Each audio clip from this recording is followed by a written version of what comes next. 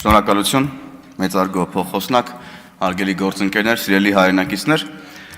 Խաղաղության համաձայնագրի վերաբերյալ մենք մեր դիրքորոշումը հստակ հայտնել ենք եւ լսում ենք նաեւ միջազգային հանրության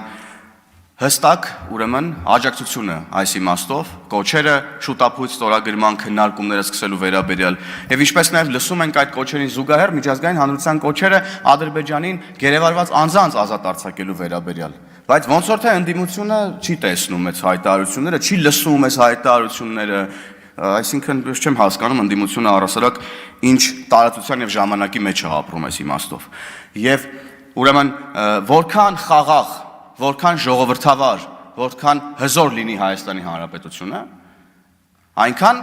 այսօրվա ընդդիմությունը Հայաստանի Հանրապետության քաղաքական կյանքում որևէ տեղ եւ դերակատարում չի կարող ունենալ, պարզապես չի կարող ունենալ։ Եվ որքան մենք ավելի եւ ավելի ենք մոտենում, ուրեմն խաղաղ, ժողովրդավար, հզոր Հայաստանի Հանրապետությանը, այնքան ավելի ու ավելի է լարվում Քոչարյանի եւ Սերժի խմբակը։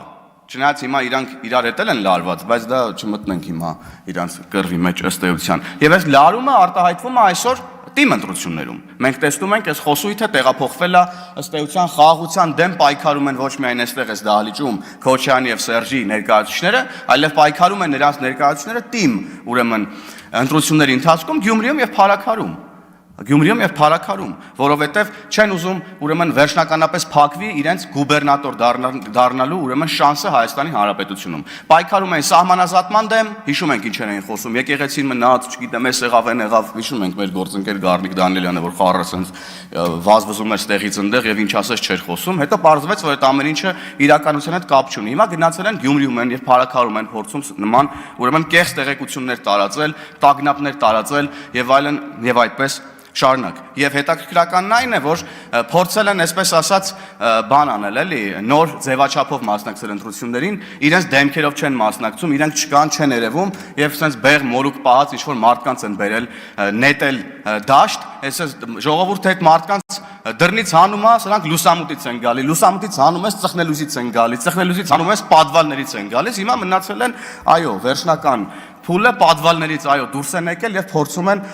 փորձում են ուրեմն իրենց վերջին ուժերը դաշտ նետել։ Եվ այո մենք տեսնում ենք Քոչարյանի մի տեխնացու Վարդանիկի դեմքով, Միշիկի ինկեր, ինչ որ Ռուբեն Մխիթարյանի դեմքով, Սերժի տեխնացու Մարտունի դեմքով, որ նայում ես նաեւ հարկ է նաեւ տեղեկացնել սիրելի մեր գյումրեցիներին օրինակ, որ Մարտունի ցուցակում, Մարտուն Գրիգորյանի ցուցակում